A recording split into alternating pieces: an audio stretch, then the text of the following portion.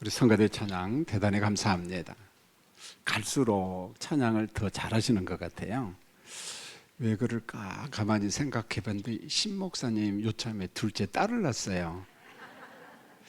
혹시 딸을 낳아서 그런지 막 신바람이 나가지고 더 열심히 지휘하고 그러는데 너무 감사합니다. 우리 성가대 대단히 감사합니다. 오늘은 2022년도 이제 우리가 맥주감사절로 지키죠. 서울 살다 보니까 맥주감사, 추수감사 지킬 때마다 좀 냉랭해요.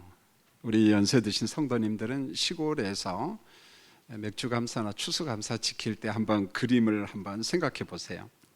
저도 어릴 때 어머니들이나 어른들이 보리농사 짓고 밀농사 짓고 하지감자 캐고 그러면 그 예배당 앞에 강단에다가 줄줄이 쌓아놓고 예배를 드렸어요. 물론 이제 추수감사 되면 정말 풍성했던 것 같아요. 왜냐하면 쌀농사를 마치고 서울에 있다 보니까 농사를 짓긴 짓는데 뭐 고추 몇 포기, 뭐 오늘 보니까 가지도 있더라고. 이게 길거리에 농사 짓는 사람 오이 뭐 이런 거. 서울 사람들이 이런 맥주감사, 추수감사 지킨다는 게 조금 그 마음에 와닿지가 않거든요, 보면은. 그러나 우리가 도시 생활하면서 삶이 정말 각박하고 어떤 관계 속에서 살아간다는 게 참 어렵잖아요. 그런 중에도 우리가 절개를 지키면서 하나님의 은혜를 회상한다는 게 얼마나 중요한지 모르겠어요. 그래서 마음속 깊이 하루하루 산 것에 대해서 하나님 앞에 감사하는 우리 성도들이 되었으면 합니다. 할렐루야. 그런 의미에 있어서 한번 옆 사람 어느 분이 왔는가 한번 보고 인사 한번 했으면 좋겠어요. 할렐루야. 이렇게요. 오늘 반갑습니까? 감사합니다. 전에는 막 손도 잡고 반갑습니다. 요즘에는 그 코로나19 때문에 이렇게 손 잡는 것도 좀 두렵기도 하고 잡으라 막 말도 잘 못하겠어요, 보면은. 그래도 우리가 그 웃음을 잃지 않았으면 좋겠어요. 맥주 감사를 보면 우리나라 개념으로는 보통 이제 밀농사하고 보리농사를 마치고 하나님 앞에 감사 주일로 지킵니다. 근데 이스라엘도 마찬가지인 것 같아요. 성지 순례를 가면은 5월 달 정도 되면 막 보리 농사 막 추수를 하고 그렇습니다. 그래서 아마 이렇게 절기적으로 좀 비슷하지 않나 그런 생각이 들어요. 그런데 성경을 읽다 보면은 우리 하나님께서 언약 백성들을 교육하는 방법론이 참 많습니다. 그래서 5대 제사, 번제 같은 거, 화목제, 속죄제 이런 예배 제사를 통해 가지고 하나님이 어떤 분인가 그걸 교육하는 거예요. 그 다음에 대표적인 하나님의 교육 방법론 중에 하나가 절기입니다. 그래서 안식년을 지켜라, 그 다음에 희년을 지켜라, 그 다음에 6월절, 77절, 초실절 이런 절기가 참 많습니다. 여러분, 절기는 그런 것 같아요. 하나님이 어떤 분이고 여러분에게 어떤 은혜를 베풀었는가 그것을 교육시키는 거, 일종의 시청각 교육입니다. 그림화 시키는 거죠. 결국은 오늘 말씀도 똑같은 거예요. 이런 절기를 통해 가지고 하나님이 어떤 존재인가, 그 다음에 내가 믿는 하나님이 어떤 분인가, 내 믿음의 대상이 누구냐, 그 다음에 어떤 감사를 내가 그분에게 드리는가. 이러면 내가 받은 바 은혜가 있어야지 감사를 하든지 말든지 하지 않겠습니까? 그게 와 닿아야죠. 그래서 이렇게 좀 감사하라, 이 절기를 통해서 하나님이 우리에게 교육을 하고 있어요. 그래서 오늘 몇 절 안 읽었지만은 사실은 레위기 25장은 전체가 두 가지 절기입니다. 1절에서 7절은 안식년 절기가 나와요. 안식년을 지켜라. 그 다음에 8절로 55절까지는 말씀이 굉장히 길죠. 희년 절기죠. 희년.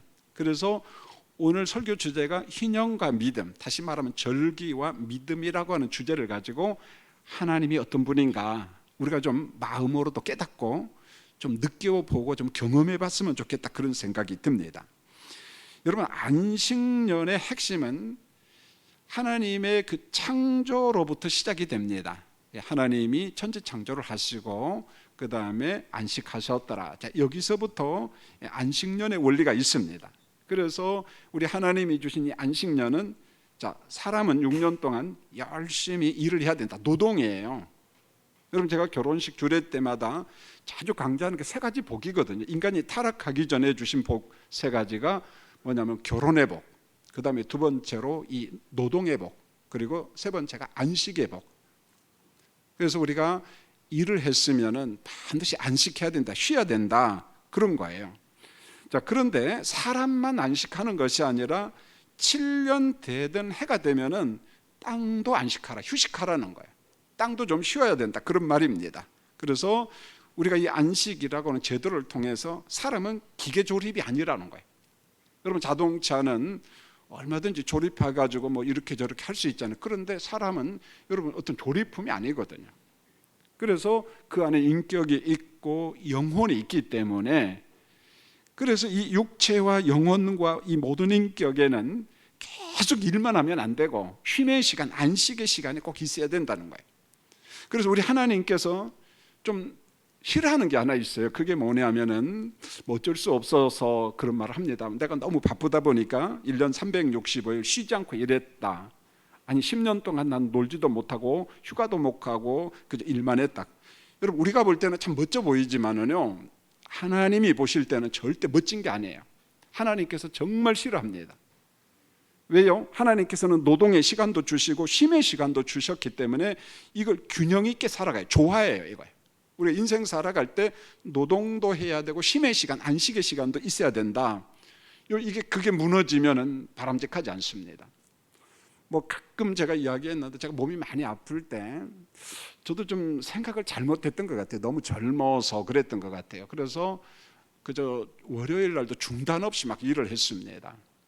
월요일 날은 보통 제가 한 16시간씩 책을 보고 설교 준비를 하고 하다 보면 나중에 발이 퉁퉁 부어가지고, 그때는 그게 되게 보람이었어요. 자랑이었어요. 그래서 우리 애들이 어릴 때 아빠 좀 놀아줘 그러면은 얼른 문 걸어 잠그고 책 보고 그랬어요. 근데 제가 몸이 아플 때 그 하나님 앞에 회개기 돼서, 하나님 정말 잘못했습니다. 정말 잘못했습니다. 그래서 적정선의 쉼의 시간을 꼭 가지려고 합니다. 제가 무슨 설교 준비를 하다가 우리 딸 아기가 오면은 할아버지 놀자고 그러거든요. 그럼 하던 일 다 중단해 버립니다. 옛날 생각하면서 또 회개기도 하면 안 되니까, 그러니까 놀자, 일단 놀고 보자 그러면서 굉장히 좋아하고, 그러니까 뭐 먹고 싶은 게 있으면 지 엄마한테 안 가요. 나한테 옵니다. 주라는 거예요. 그럼 난 주거든요. 우리 딸 눈치 보면서 줍니다. 보면은요. 그 맨날 그러죠. 야, 너 빨리 가라. 그러면 내가 마트 가서 너 먹고 싶은 거 다 사줄게. 지금은 그랬다고 우리 딸한테 난리 나니까. 그죠? 그게 무슨 말이냐면은 일만 안 하고 제 발이 막 퉁퉁 부르틀 때까지 일하는 게 그게 멋이고 자랑인 줄 알았다는 거예요. 근데 제가 막상 몸이 아프니까 성령께서 그걸 지적하더라고요. 내가 언제 너한테 그렇게 하라고 그랬냐? 쉼의 시간도 있어야지. 그렇습니다, 성도님들.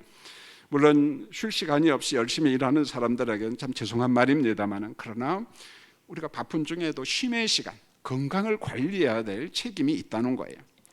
자, 사람의 휴식을 명한 하나님은 땅의 휴식도 명령하고 있어요. 땅도 쉬어야 된다는 거예요. 그래서 6년 동안 우리가 경작하라 그랬어요. 여러분 하나님이 아담한테 에덴 동산이 타락하기 전에 너 경작해라 그랬어요. 여러분 에덴 동산에서 아담이 절대 놀고 먹지 않았습니다. 우리가 착각하면 안 돼요. 부지런히 경작을 했습니다. 그렇지만은 쉼 없이 경작하는 건 안 된다. 7년째가 되면 땅도 휴경하라. 땅의 안식 명령입니다. 여러분 땅이 휴식을 못하면은 땅의 질서도 무너집니다. 땅의 어떤 균형도 깨져요. 이게 뭐냐면 땅이 척박해진다는 거예요. 농사 지을 때 별 효과가 없다는 말입니다. 그래서 땅의 건강 유지를 위해서 7년 되던 해는 땅도 쉬게 하라, 휴경하라, 그런 말이에요. 자, 우리가 농사 지어보신 분들은 저보다 훨씬 더 많이 알잖아요. 논농사, 밭농사 등등 지어본 사람들은.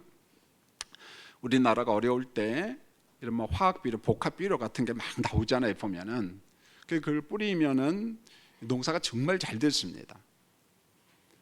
그런데 우리가 그걸 땅을 쉬게 할 수는 없잖아요. 그래서 풀을 갖다가 거름도 넣고 그다음에 농약도 하고. 자, 우리가 기독교 문화가 아니기 때문에 땅의 휴경을 생각한다는 것은 참 어려웠어요. 보면은 그러다 보니까 얼마의 땅에다가 소출을 더 많이 내기 위해서 과다하게 화학비료, 복합비료 같은 것을 막 뿌려요. 땅은 쉬지 않고 거기에다가 우리가 농약 갖다 뿌립니다. 왜? 유기농 해도 농약을 어느 정도 뿌려야지 그게 상품성이 없다고 그래요, 보면은.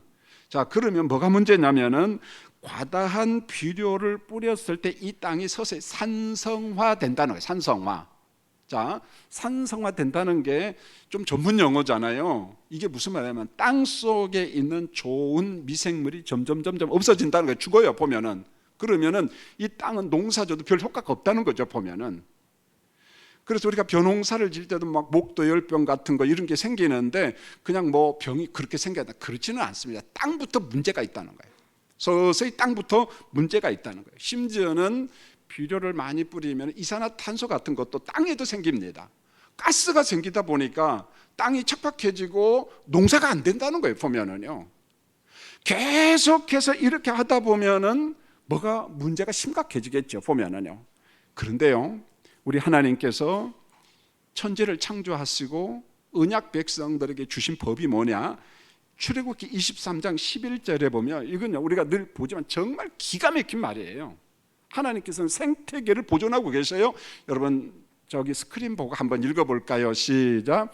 일곱째에는 갈지 말고 묵혀두어서 내 백성의 가난한 자들이 먹게 하라. 그 남은 것은 들짐승이 먹으리라. 내 포도원과 감람원도 그리할지니라. 이렇게 말해요. 여러분 보세요. 7년째가 되면은 갈지 말라는 거예요. 농사 짓지 말라. 묵혀두라. 자, 밭은 파동하지 말고 포도원이나 감람원은 다스리지 말라. 스스로 나는 열매를 거두지 말라. 대신에 안식년에 자연스럽게 난 곡물 혹은 포도 열매, 감람 열매가 있으면은 그냥 가난한 사람들의 양식이다. 그냥 떨어지면 그게 거름이 되고, 그리고 달려 있는 것은 나그네들이 가서 먹으라는 겁니다. 그리고 들짐승의 양식이 되라는 거예요, 보면은요. 이게 뭡니까? 아, 너무 아깝다. 거기 농사를 지면 돈벌이가 얼마나. 하나님께서 그걸 몰라서 그랬겠어요. 하나님께서 보실 땐 장기적으로 인간이나 땅은 뭐냐? 쉼의 시간이 있을 때 더 건강을 유지하고 땅도 더 비옥해지고 거기에서 소출이 더 많이 난다는 거예요, 보면. 그래서 안식년이 되면은 땅도 묵혀둬라. 그냥 내버려둬라. 그 미생물이 활성화가 되고 생태계가 보존이 되기 때문에 더 좋은 땅이 될 수 있다. 오늘 그 말씀을 하고 있는 거예요. 자, 그 다음에 안식년보다 더 깊고 오묘한 의미가 있는 게 바로 희년이라고 하는 절기인데, 여러분 희년은 영어로 Year of Jubilee라는 말이에요. 주빌리는 보통 25년 되던 해 혹은 50년 되던 해 이런 표현을 씁니다. 그러니까 50년 되던 해에 지키는 절기, 그런 말이에요. 자, 근데 성도님들 보세요.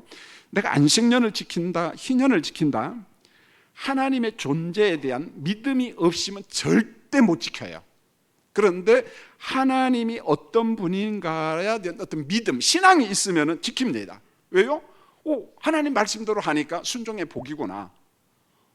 야, 이거 들어가도 나가도 복을 받네. 하나님이 주신 열매가 있네. 그러니까 믿음이 있으니까 지키는 겁니다. 그래서 히브리서 기자가 믿음이 없이는 하나님을 기쁘시게 할 방법이 있어요? 없어요? 없습니다.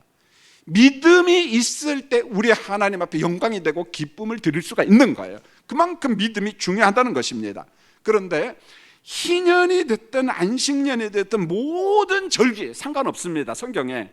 그래서 그 절기 안에는 하나님의 속성, 하나님의 인격, 하나님의 의지, 그러니까 내가 믿는 하나님이 어떤 분인가를 정확하게 말씀하고 있어요. 여러분, 기회가 주어지면은 그저 절기 하나만 놓고 묵상해도 됩니다. 6월절, 이게 뭐지? 그러면 그 속에 하나님의 속성이 있는 거예요. 하나님의 사랑, 하나님의 은혜, 하나님의 능력이 다 담겨져 있어요. 자, 희년이라고 하는 말은 히브리어로 요벨이라고 하는 말입니다. 요벨, 그러니까 양각나팔이라는 거예요. 순양의 뿔로 만든 나팔이죠, 보면은.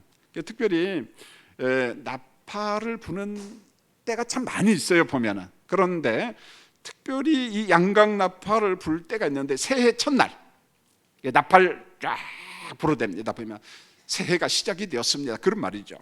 그 다음에 희년 대속죄일날, 달력으로 말하면 종교력이에요. 7월 10일 날 대제사장이 이제 지성소에 들어가서 하나님, 우리 백성들이 1년 동안 지은 죄를 좀 용서해 주세요. 이게 국가적인 죄를 용서받는 대속죄일이거든요. 속죄 제사를 드리면서 이때 바로 양각나팔을 부는 거예요.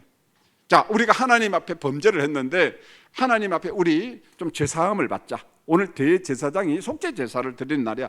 나팔을 쭉 불면은 백성들이 오늘이 대속죄일 날이구나, 그걸 알았습니다. 그러면은 희년을 이해하려면 계산을 먼저 해야 돼요. 자, 성도님들 같이 계산해 보시죠. 여러분, 레위기 25장 8절 읽지는 않았습니다. 이런 말이 나와요. 7년이 7번 적 그랬잖아요. 자, 7년이 몇 번이에요? 7번. 그러면 곱하기 한 몇 년이에요? 49년. 77에 49. 그 다음에 10절을 잘 보세요. 49년이 지난 다음 해. 그럼 몇 년째입니까? 50년째지요. 50년째가 바로 희년이라는 말이에요. 50년째가. 그러니까 49년은 77에 49니까 안식년이고 50년째는 희년이라는 것입니다. 그리고 9절을 잘 보시면은 50년 되던 해 이 종교 달력으로 7월 10일 날 대속죄일로 언약 백성들이 전부 다 지켰습니다. 그래서 양각 나팔을 불고 전국에 있는 백성들에게 알리는 거예요. 자, 오늘은 희년이다. 그러면서 나팔을 쫙 부는 거죠. 그러면은 희년이 되면은 그날 백성들이 그 해에 반드시 해야 될 일이 있어요. 몇 가지 일이 있습니다. 10절을 다시 보면은 각각 자기 소유지로 돌아가라 그랬어요. 자, 제가 나중에 부연 설명을 합니다. 그리고 각각 자기 가족에게로 돌아가라, 이런 말. 자, 이게 무슨 말인 거냐면은, 자, 유대인으로 이스라엘 백성들 언약 백성으로 살다 보니까 맨날 뭐 만사형통하면 얼마나 좋겠어요. 그래서 가난해지고 어렵게 되었어요. 그러다 보니까 내 몸도 팔고, 그래 남의 집에 종이 되는 거죠. 이뿐만 아니라 조상 대대로 물려받은 그 지파별로 땅이 있거든요. 자, 그 기업이 있는데 물려받은 땅도 팔았습니다. 여러분, 가난이 참 사람의 심성을 파괴할 때가 있습니다. 참 비겁해지기도 하고 참 속상할 때가 참 많죠. 여러모로 참 불편할 때가 많습니다. 그래서 가난을 우리가 지나치게 운명으로 받아들이면 안 돼요. 하나님께 기도하면서 가난의 고리를 끊어버려야 돼요. 그래서 우리 부모님들이 좀 어려울 때 늘 기도하십시오. 하나님, 이 가난의 고려가 우리 자녀들, 우리 손자 손녀 때는 좀 끊어지게 해주세요. 그렇게 기도하시기를 주님의 이름으로 축원합니다. 아주 그 인간성을 파괴할 때가 참 많습니다. 자, 이처럼 여러 가지 이유 때문에 우리가 가난하게 되었어요. 그래, 종도 되고 뭐 노예도 되고 전답도 팔아버렸습니다. 그런데 하나님께서 희년이 딱 되면은 50년이 되면은 빚을 탕감해 주도록 했습니다. 빚 탕감해 줍니다. 그 다음에 종이 된 사람은 자유를 주는 거예요. 부모님한테로 돌아가는 거죠. 근데 난 자유의 몸이 되고, 그 다음에 땅은 원주인에게 돌아가는 거예요.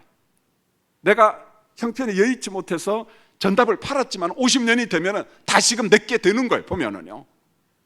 성경에는 이 데무름의 법칙이 이게 구속의 원리거든요. 굉장히 중요한 신학입니다. 이게 교리입니다. 그래서 내가 여의치 못해서 종이 되고 노예가 됐을지라도 희년 50년이 되면 자유의 몸이 되는 거예요. 해방을 얻는 거예요. 우리 집으로, 우리 가문으로 돌아갈 수 있다는 거예요. 그래서 가난 때문에 생긴 빚을 탕감받는 겁니다.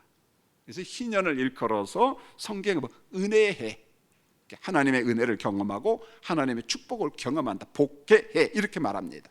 여러분, 억눌린 사람에게 자유를 주는 이 희년, 해방케 하는 이 희년. 그런데 성도님들, 우리가 자본주의 사회에 살고 있다 보니까 사실 상상할 수가 없죠. 보면은요, 아니 우리가 살고 있는 자본주의에 뭐 그런 게 있어요, 목사님. 그래서 가끔 가다가 희년제도, 토지 공개념, 그 다음에 뭐 이런 안식년 이야기하면은 성경을 모르는 사람은 그렇게 얘기해. 야, 우리 목사님 공산주의자 아니야? 저거 사회주의자 아니야? 저 새빨간 사람 아니야? 여러분 착각하는 거예요. 죄송합니다만 하나님은 민주주의 하나님일까요? 성경에 뭐 우리 하나님께서 민주주의를 만들었어요? 여러분, 그것은요 경제제도예요. 사회주의, 공산주의, 민주주의, 뭐 자본주의, 이거 전부 다 경제체제에서 나온 거예요. 여러분요, 여러분, 하나님의 방법은 또 하나님의 방법이 있는 거예요. 우리는 가장 먼저 하나님이 명하신 방법대로 살아가. 이게 하나님의 의, 하나님의 뜻이에요. 사랑하는 성도님들, 1순위에 하나님이 뭐라고 말씀하셨는가, 그 말씀을 우리 삶의 기준이 되도록 말씀대로 살아가는 거예요, 여러분요. 우리가 그걸 이해를 했으면 좋겠어요. 적어도 성경에 보면 하나님의 방법, 하나님의 뜻이 있다는 거예요. 우리가 잘 이해를 해야 되지요. 그런데 이 세상에 보십시오. 모든 것이 내 것입니다라고 하는 믿음을 가진 세상, 그렇게 살아가는 사람들에게 성경은 말합니다. 안식년을 지켜라, 희년을 지켜라. 자본주의 사실 불가능하죠, 사실은. 야, 그러다가 망해. 이렇게 나오지 않겠습니까? 그러면은 내 것, 이게 정말 성경적이냐, 하나님의 방법이냐? 그렇지 않아요. 내 것, 지나치게 이기주의, 이기심이라는 거예요. 여러분, 이기심의 특징이 뭡니까? 합리성이 없다는 거예요. 남을 배려하지 않는다는 거예요. 그래서 내 것도 내 것, 남의 것도 내 것. 그게 가치관이 없는 사람이에요. 보람이 없는 사람입니다. 여러분, 이기주의는 굉장히 하나님께서 원하지 않아요. 그런데 성경에서 대표적인 이기적인 종교가 있어요. 그게 바알 숭배예요. 바알 숭배. 바알 숭배는 그런 거잖아요. 풍요의 신이잖아요. 그런데 그게 너와 내가 더불어 살자가 아니라는 거예요. 내가 잘 살아야 되는데 심지어는 옆 사람 것도 내가 빼앗아야 돼.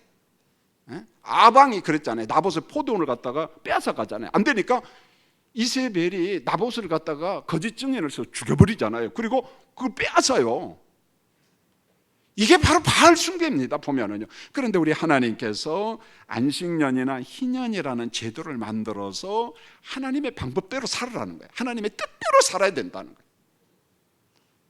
여러분, 우리가 성경 말씀을 묵상할 때마다 늘 내 안에 있는 인간의 탐욕, 어떤 바알 숭배, 맘모나스 돈신을 섬기려고 하는 게 그게 팽만하거든요, 보면은요. 그걸 갖다가 안식년이나 희년의 절기를 묵상하면서 하나님의 방법대로 자꾸 대적하고 내 마음속에 이타주의, 좀 남을 배려하는 것, 이 마음이 우리 가운데 있어야 되거든요. 여러분, 희년은 하나님의 창조에서 출발합니다. 하나님의 창조. 자, 창세기 1장 1절에 보니까 태초에 하나님이 천지를 창조했다. 자, 우린 창조론을 믿잖아요. 우주 만물을 누가 창조했다고요? 하나님이. 하늘도 땅도 누가 창조했어요? 하나님. 우주, 은하계, 모든 피조물도 누가 창조했다? 하나님이 창조했다. 물론 이걸 인정하지 않고 거부하는 사람들이 많아요. 자, 어떤 사람은 빅뱅 이론을 주장하는 사람이 있어요. 블랙홀 이론이에요. 자, 마치 이 점과 같은 뭐가 있는데 이게 조금 덩어리가 돼.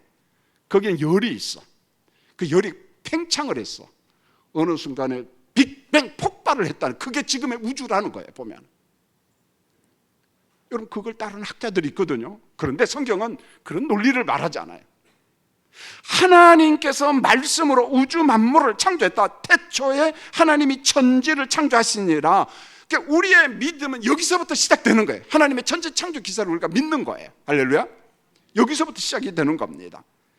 자, 천지 창조를 하시는 하나님께서 이렇게 말합니다. 레위기 25장 23절에 토지를 영구히 팔지 말라. 토지는 다 내 것이다. 그렇죠? 지구가 누구 거라고요? 우주가 누구 거예요? 어렵습니까? 마스크 벗어야만 대답할래요? 여러분, 천지창조 기사를 통해서 토지는 다 내 것이다, 땅은 전부 다 내 것이다, 이렇게 말합니다. 그러면은 땅에 살고 있는 사람은 누구냐? 이렇게 말합니다. 너희는, 사람은 거류민이요 동거하는 자로 나와 함께 있다. 이 말씀의 은혜가 후자죠. 너희는 나그네다. 그렇지만 땅에서 하나님과 함께하는 자다. 하나님이 여러분과 함께한다, 이렇게 말했어요.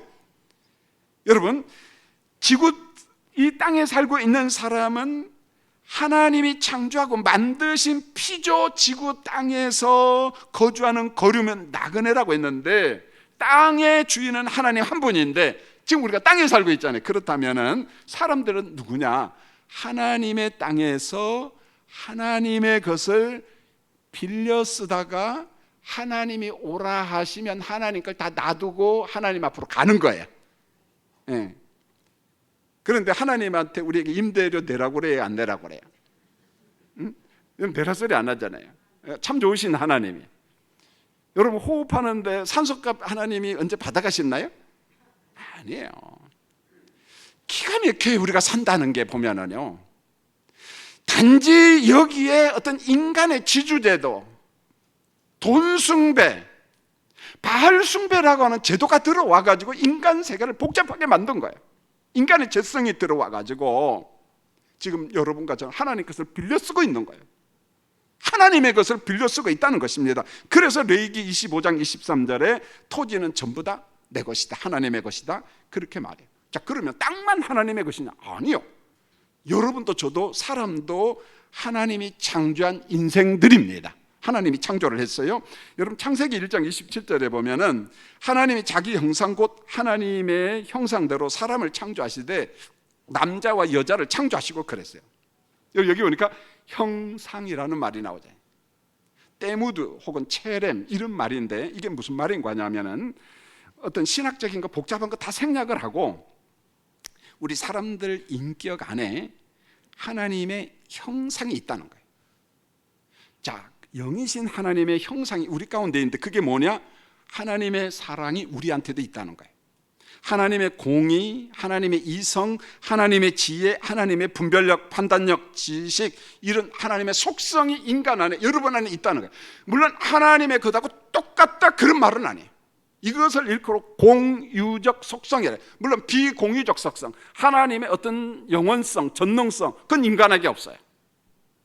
그런데 하나님의 속성이 우리 가운데 있습니다. 여러분에게 공의의 속성이 있어요. 그래서 불의한 것을 보면 막 분노가 나잖아요. 그리고 선한 것을 보면 막 박수 쳐주고 정말 잘했다. 이게 우리에게 공의 속성이 있다는 거예요, 보면은. 여러분, 우리 주변에 있는 동물과 식물, 어류를 한번 잘 보세요. 이것도요, 어느 정도 인간이 훈련시키면 됩니다, 보면은요. 전 중랑천에 갈 때마다 참 신비해요. 중화동 쪽으로 가도 그런 장소가 있고 석계형 밑에도 그런 장소가 있습니다. 여러분, 중랑천에 물고기가 진짜 많거든요. 잉어 어마어마합니다. 그런데요, 물고기 밥을 주는 데가 있어요. 사람이 몰려오는 데가 있어요. 그러면은요, 어김없이 잉어떼가요 막 빠글빠글합니다. 훈련에 의해서 되는 거거든요, 보면은요.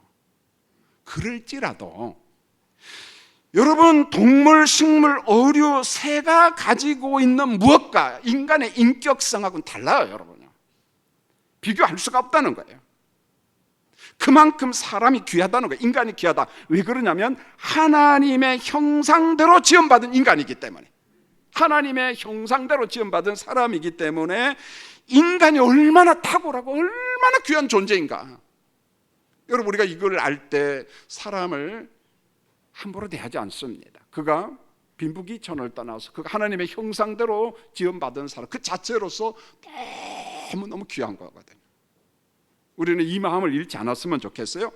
자, 그러면은 희년을 지킬 때 가장 근본적인 신앙, 믿음이 뭐냐? 계속해서 반복해서 이야기합니다.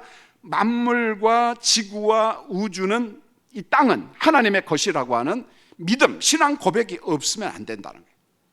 그래서 사람도 하나님의 것이고 모든 게 하나님의 것이다. 근데 문제는요, 아담의 후에 아담에게 속한 사람에게 있어서 가장 문제는 죄의 오염이죠. 죄성입니다. 인간의 이 심성이 죄로 오염됐다는 거예요. 여러분, 죄로 오염된 우리에 대해서 바울 사도가 늘 강조합니다.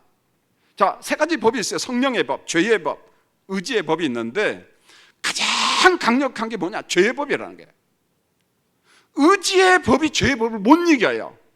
그래서 바울이 그러잖아요. 내가 원하는 것은 선한 것인데 나중에 보면 내가 선한 것, 원하는 것은 하지 않고 악한 자리에 있는 거예요. 악한 자리에 있는 거예요. 그러면 이 죄악의 법을 어떻게 할 것인가? 성령의 법. 성령께서 내 안에 역사할 때 죄악의 법을 이길 수 있다. 이 죄성, 인간의 죄성이 얼마나 심각한지 몰라요. 여러분, 우리가 가난 때문에 전답을 팔 수 있고 고대 사회는 노예가 되고 종이 되고요, 경제적 손실이 있고 참 가난이 참 힘들죠. 그러면은 우리가 지속적으로 이 가난 때문에 누군가로부터 속박을 받고 살아야 돼요. 자, 그러면은 누구는 주인이 되고 나는 종이 되는 거예요. 난 노예가 되는 겁니다. 그런데 성경은 이렇게 말합니다. 잠시는 그렇게 할 수 있다. 잠시. 그러나 영구히 종속적인 종이 되고 종속적인 노예가 되는 것은 안 된다. 그게 뭐냐? 희년절기예요. 희년. 하나님께서 50년이 딱 되면, 희년이 되면은 하나님의 성품을 반영을 해서 종들 해방 다 돌아가. 빚진 사람 다 탕감 돌아가. 땅 원주인에게 돌아가. 내 것은 없다는 거예요. 하나님의 것이라는 거예요. 그러니까 이 자본주의 사회에서 이것을 수용한다는 게 불가능하죠. 보면은요. 그럼 자본주의 원리가 성경적인 원리야? 그건 아니에요.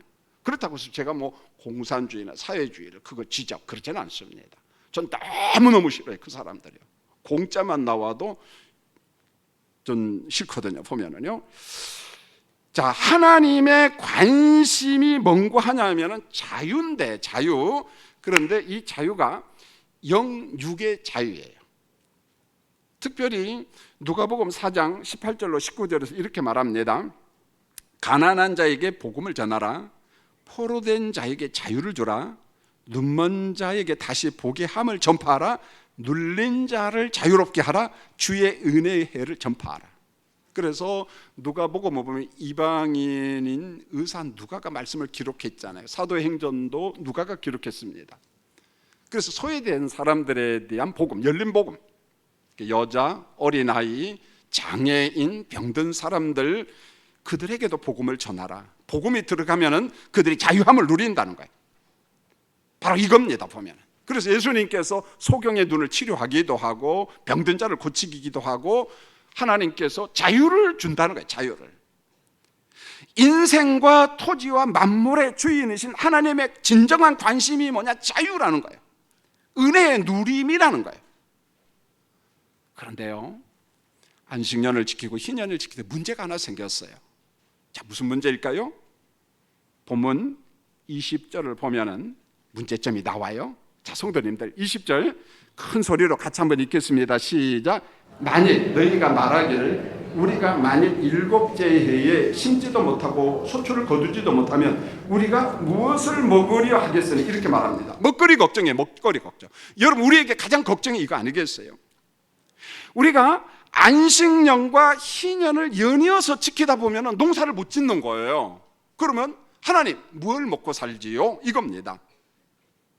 얼른 계산해 보니까, 자, 6년은 노동을 해요.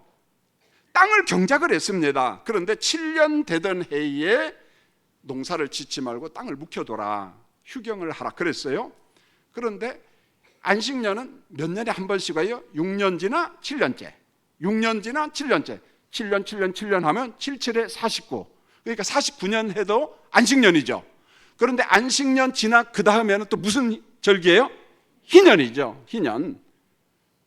자, 이렇게 두 해 안식년과 희년을 연이어서 지키다 보니까 얼른 계산해 보니까 사람들이 걱정이 돼요. 하나님, 그럼 49년, 50년 문제가 있습니다. 51년 씨 뿌리고 파종하고 추수하기 전까지는 먹을 게 있어요, 없어요? 너무 복잡하죠? 이 계산하면 여러분 절대 침이 안 옵니다, 여러분. 그러니까 2년 반 동안 먹을 게 있어요, 없어요? 농사를 못 지니까 없어요. 그 계산을 얼른 해보더니만 하나님 앞에 질문을 하는 거예요. 하나님, 2년 반 동안 뭘 먹어요? 이거예요. 3년 동안 뭘 먹어요? 그거예요. 그런데 이게 그들의 고민이에요. 우리 고민이에요. 우리도 뭘 먹고 살지 그러잖아요. 아유, 야, 이게 나 퇴직하면 뭘 먹고 살지? 항상 그거잖아요. 어떻게 살지? 이거예요. 우리의 관심이에요. 하나님도 그걸 알았습니다. 그래서 하나님께서, 하나님, 우리가 뭘 먹고 살지 하니까 하나님께서 절기를 만들었으니까 하나님이 정답을 줘야 되잖아요. 하나님이 어떻게 해결을 하셔야죠. 하나님 정답을 주는 거예요. 여러분, 21절을 더 크게 읽어보세요. 여기 보면은요, 기가 막힌 축복이 나와요. 자, 읽겠습니다. 시작. 내가 명령하여 6째 내 복을 너희에게 주어 그 소철이 3년 동안 쓰기에 족하게 하리라. 6년째 농사 짓고 몇 년간 먹고 살 거라고요? 이야, 이거 적자입니까? 흑자입니까? 이야, 대단한 거잖아요, 보면은요. 안식년, 그 다음에 희년 지키기 위해서 3년 내가 먹거리 줄 테니까 걱정하지 말라. 3년 먹을 양식을 족하게 공급한다. 하나님의 약속이에요. 하나님의 약속. 자, 문제는 이겁니다. 그럼 목사님, 일도 안 하고 그냥 놀고도 먹어도 됩니까? 그럼 얼마나 좋겠어요. 하나님은 그거 싫어합니다. 인생을 아무렇게나 살아도 먹을 양식을 주시는가? 절대 그렇잖아요. 그래서 신명기 28장 너무너무 중요한 거잖아요. 순종의 복, 불순종의 뭡니까? 저주예요. 하나님의 말씀대로 순종하면 들어가도 나가도 복. 이때 순종이라는 것은 말씀대로 사는 거예요. 농사 지으라면 농사 짓고, 아침부터 열심히 일하라면 일하고, 그런 거지. 그냥 오죽하니 가만히 있어 놀고 먹어라, 이런 그런 말이 아니라는 거예요.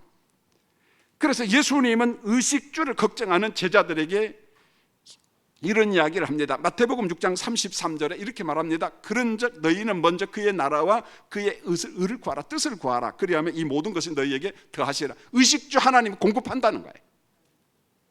여러분, 이건 일반 은총 영역 속에서 하나님께서 의식주를 만들어 놨다는 거예요. 준비해 놨다는 거예요. 여러분, 희년의 절기를 통한 하나님의 교육은 정말 단순합니다. 이게 믿음이 없으면 안 돼요. 하나님의 사람들아, 걱정하지 마. 땅도 내 것, 사람도 내 것, 만물도 내 것, 이 산과 들에 있는 모든 짐승도 내 것. 우리 인생의 주인은 하나님이야. 하나님께서 의식주를 공급해.